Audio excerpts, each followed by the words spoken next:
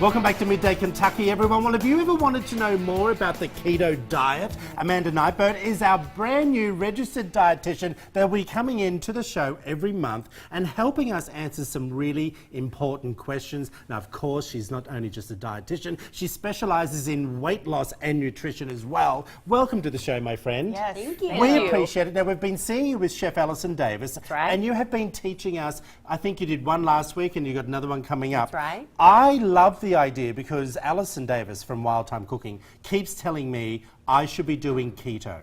Now, there's been a lot of good and bad press about keto. You've heard about it. It's all over the place. It's everywhere. Tell me why you love it so much and why we should jump on the bandwagon. Well, keto is a great, healthy way to eat if you do it correctly. Now, keto is a high-fat, low-carb, low-protein diet. Okay. And so you really emphasize on the healthy fats versus the carbohydrates and proteins when you're doing keto. Got you. Now, Amanda, what makes this different from just going low carb? That's a great question. Oh, that is so when you're doing a low carb diet, you tend to eat really low carb, but you tend to eat very high protein. And keto is very different in the fact that you don't want to eat very high protein on a keto diet. You really want to focus on increasing your healthy fats. The whole purpose of doing a keto diet is to get into ketosis. Now, explain to everyone at home, because I want to just get this in my head. Both you and Alison have said to me I should stop eating at 8 o'clock at night and nothing till 12 o'clock the next day. Is that when I'm in ketosis? And I'm a little bit confused. Yeah, okay, so that is a concept, nutritional strategy called intermittent fasting. Oh, see? So when we reduce our eating window, we are doing something called intermittent fasting. Now, intermittent fasting is really good to incorporate with a keto diet because it's going to force your body into ketosis a little bit quicker and a little bit easier than if you're eating for long periods of time. Right. Okay, now that makes sense. Here I was thinking, because I did this for 2 days. Okay. Because I tried and I don't know how. And we all heard about it. Yes, and I really want definitely everyone knew at he was home doing to, if this is a great, healthy way, what makes it so healthy? You were saying high fats, but let's talk about these waters and some of the products that you have here, which is super important. Yeah, the whole reason why doing a keto diet can be considered a healthy way of eating is because we are eliminating processed foods. Yeah. We are focused on whole food nutrition. It's also about a hormone balance with our insulin and our glucose levels.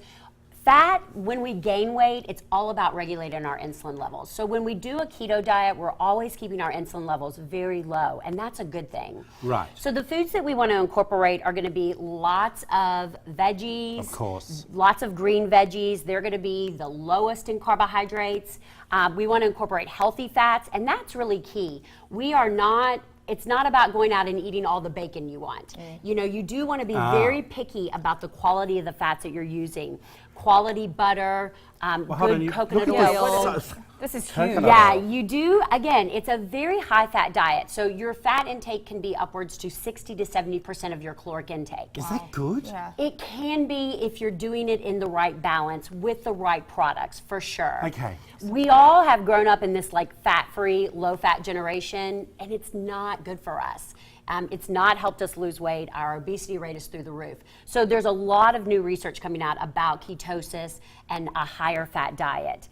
You're going to do quality proteins because you definitely still want to get some protein into your diet. Eggs, beef, you could do chicken, turkey. And then it's really important to make sure you're drinking plenty of water, especially in like a fasted state when we're doing fasting. You guys were asking about the electrolyte water, the pH water. Yeah. This stuff is really good. A lot of people wake up not having a lot of energy and feeling kind of weak and tired in the morning, not because their sugar's dropping, but because they're missing their electrolytes, magnesium, sodium, and potassium. So incorporating a simple electrolyte water like Smart Water or Life Water can make you feel so much better, especially when you're doing something like a keto diet. So, obviously I always talk about on the show that I'm up and down in my weight.